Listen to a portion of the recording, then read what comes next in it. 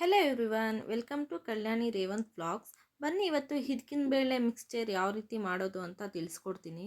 ಮೊದಲಿಗೆ ಒಂದು ಬಾಣಲಿಯಲ್ಲಿ ಎಣ್ಣೆನ ಹಾಕಿ ಎಣ್ಣೆ ಬಿಸಿಯಾದ ನಂತರ ಸ್ವಲ್ಪನೇ ಹಿದ್ಕಿನ ಬೇಳೆನ ಹಾಕ್ಕೊಂಡು ಚೆನ್ನಾಗಿ ಹುರ್ಕೋಬೇಕು. ಆವಾಗಲೇ ಹಿದ್ಕಿರೋ ಬೇಳೆನ ಹಾಕ್ಕೊಂಡು ಮಾಡಿದ್ರೆ ರುಚಿ ತುಂಬಾ ಚೆನ್ನಾಗಿರುತ್ತೆ.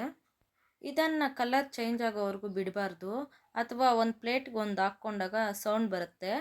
ಇಲ್ಲ ನೊರೆ ಕಡಿಮೆ ಆಗೋವರೆಗೂ ಹುರ್ಕೊಂಡ್ರೆ ಸಾಕಾಗತ್ತೆ. ಇದೀಗ ನೀಟಾಗಿ ರೋಸ್ಟ್ ಆಗಿದೆ. ಇದನ್ನು ಇವಾಗ ಒಂದು ಪ್ಲೇಟ್ಗೆ ತಗೊಳ್ಳೋಣ. ನೋಡಿ ಯಾವ ರೀತಿ ಇರಬೇಕು ಅಂತ ಇದರಲ್ಲಿ ತೋರಿಸ್ಕೊಡ್ತೀನಿ. ನಂತರ ಅದೇ ಬಾಣಲಿಗೆ ಸ್ವಲ್ಪ ಎಣ್ಣೆ, ಸ್ವಲ್ಪ ಅವಲಕ್ಕಿನ ಹಾಕ್ಕೊಂಡು ಚೆನ್ನಾಗಿ ಫ್ರೈ ಮಾಡ್ಕೋಬೇಕು. ಯಾಕಪ್ಪ ಸ್ವಲ್ಪ ಅಂದರೆ ಒಂದೇ ಸತಿ ಹಾಕಿದಾಗ ಎಣ್ಣೆ ಅವಲಕ್ಕಿ ಜಾಸ್ತಿ ಹೀರ್ಕೊಳ್ಳುತ್ತೆ. ಹಂಗಾಗಿ ಸ್ವಲ್ಪ ಎಣ್ಣೆ ಸ್ವಲ್ಪ ಅವಲಕ್ಕಿ ಹಾಕ್ಕೊಂಡು ಸ್ವಲ್ಪನೇ ಹುರ್ಕೊಂಡು ಪಕ್ಕಕ್ಕೆ ಇಟ್ಕೊಳ್ಳಿ. ಅವಲಕ್ಕಿ ಎಲ್ಲ ಹುರ್ಕೊಂಡಿದ್ದಾದ ನಂತರ ಇನ್ನೊಂದು ಬಾಣಲಿಗೆ ಸ್ವಲ್ಪ ಎಣ್ಣೆ ಹಾಕಿ, ಎಣ್ಣೆ ಬಿಸಿಯಾದ ನಂತರ ಸ್ವಲ್ಪ ಕಡಲೆ ಬೀಜ ಹಾಕಿ ಚೆನ್ನಾಗಿ ರೋಸ್ಟ್ ಮಾಡ್ಕೋಬೇಕು. ಅದನ್ನು ತೆಗೆದು ಪ್ಲೇಟ್ಗೆ ಹಾಕ್ಕೊಂಡು ನಂತರ ಅದೇ ಎಣ್ಣೆಗೆ ಸ್ವಲ್ಪ ಕಡಲೆಪಪ್ಪು ಹಾಕಿ ಚೆನ್ನಾಗಿ ರೋಸ್ಟ್ ಮಾಡ್ಕೊಳ್ಳಿ.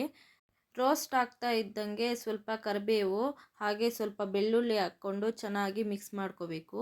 ಈಗ ಅದರೊಳಗಡೆನೆ ಸ್ವಲ್ಪ ಉಪ್ಪು ಹಾಗೂ ಖಾರಕ್ಕೆ ತಕ್ಕಷ್ಟು ಮೆಣಸಿನ ಪುಡಿನ ಹಾಕ್ಕೊಂಡು ಚಿಟಿಕೆ ಅರಿಶಿನ ಹಾಕಿ ಗ್ಯಾಸ್ ಫ್ಲೇಮ್ನ ಆಫ್ ಮಾಡಬೇಕು. ಇದೆಲ್ಲ ತಣ್ಣಗಾದ ನಂತರ ನಾವು ಹುರಿದಿಟ್ಕೊಂಡಿರೋ ಎಲ್ಲ ಪದಾರ್ಥನೂ ಅದರೊಳಗಡೆ ಹಾಕಿ ಚೆನ್ನಾಗಿ ಮಿಕ್ಸ್ ಮಾಡಿಕೊಂಡ್ರೆ ಹಿದ್ಕಿದ ಬೇಳೆ ಮಿಕ್ಸ್ಚರ್ ರೆಡಿಯಾಗಿದೆ. ಇದು ಗಾಳಿ ಹೋಗದೆ ಇರೋವಂಥ ಬಾಕ್ಸಲ್ಲಿಟ್ಟರೆ 15 ದಿನ ಆದರೂ ಏನು ಕೆಡೋದಿಲ್ಲ. ಈ ವಿಡಿಯೋ ನಿಮಗೆ ಇಷ್ಟ ಆಗಿದ್ದರೆ ಪ್ಲೀಸ್ ಸಬ್ಸ್ಕ್ರೈಬ್ ಮಾಡಿ, ಲೈಕ್ ಮಾಡಿ ಹಾಗೂ ಶೇರ್ ಮಾಡಿ. ನಾಳೆ ಮತ್ತೊಂದು ಹೊಸ ವಿಡಿಯೋದೊಂದಿಗೆ ಸಿಗೋಣ. ಅಲ್ಲಿವರೆಗೂ ಟೇಕ್ ಕೇರ್. ಬಾಯ್ ಬಾಯ್.